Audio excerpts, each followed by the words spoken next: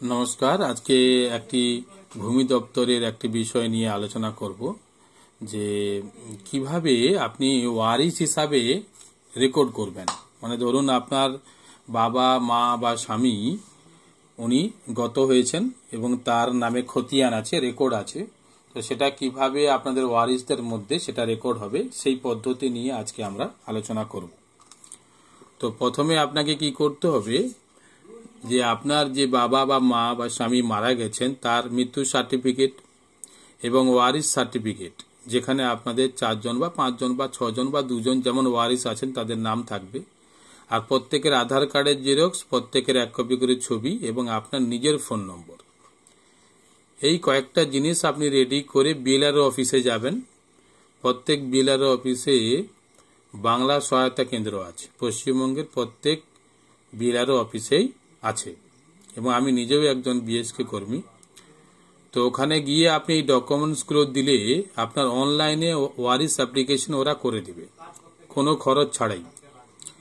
এইবার এই অ্যাপ্লিকেশন করে দিলে আপনি সমস্ত ডকুমেন্টস জেরক্স করে, অরিজিনাল দেবেন না, জেরক্স করে এই ওয়ারিশ অ্যাপ্লিকেশনের সঙ্গে স্টেপলার করে প্রত্যেকের ছবি মেরে আধার কার্ড দিয়ে এই ফাইলটা 1 কপি আপনি জেরক্স করে নেবেন শুধু অ্যাপ্লিকেশনটা, আর 1 কপি আপনি ওই বিএলআরও অফিসেই একটা সেকশন আছে, টেবিল আছে, যিনি হচ্ছে ওয়ারিশ অ্যাপ্লিকেশনগুলি দেখেন, ওই টেবিলে জমা করবেন। আর আপনার কাছে যে জেরক্সটা আছে রিসিভ সেকশনে আপনাকে একটা স্ট্যাম্প মেরে দেওয়া হবে।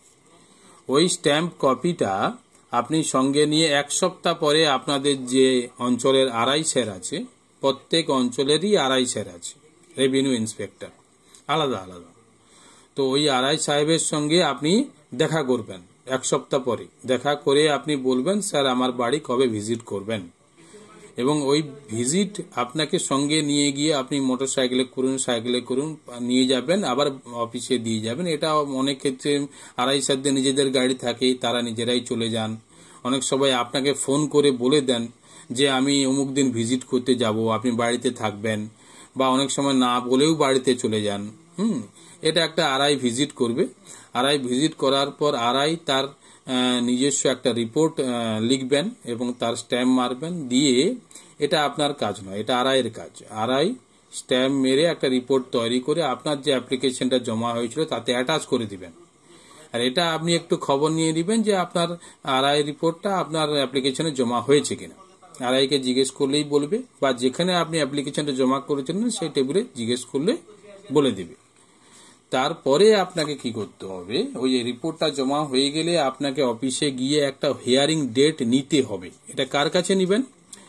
এবার আপনার কেসটা যে টেবিলে জমা হয়েছে সেই টেবিলে গিয়ে জিজ্ঞেস করবেন যে আপনার হিয়ারিং ডেটটা কবে, এবং সেই ডেটটা যখন আপনি জানতে পারবেন তো আপনাকে বলবে চিঠি করুন। মানে আপনাদের ওয়ারিশ ধরুন 4 জন, এবং সেই ডেট লিখে একটা ফরম্যাট পাওয়া যায় চিঠি করার জন্য।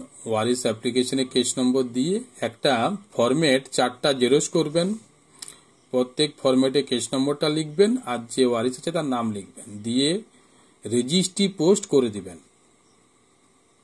রেজিস্ট্রি পোস্ট করে দেওয়ার পর আপনাদের হিয়ারিং ডেটে আপনারা যদি সবাই নাও আসেন, রেজিস্ট্রি পোস্ট করলে একটা কুপন দেওয়া হয়, একটা চিরকুটের মতো, যেটা আপনি রেজিস্ট্রি পোস্ট করলে সেদিন আপনাকে হাতে দিবে। এবার যেদিন আপনার হিয়ারিং থাকবে সেই হিয়ারিং এর ডেটে আপনি উপস্থিত হবেন ওই কুপনগুলো নিয়ে এবং কেসের ওই রিসিভ কপিটা নিয়ে।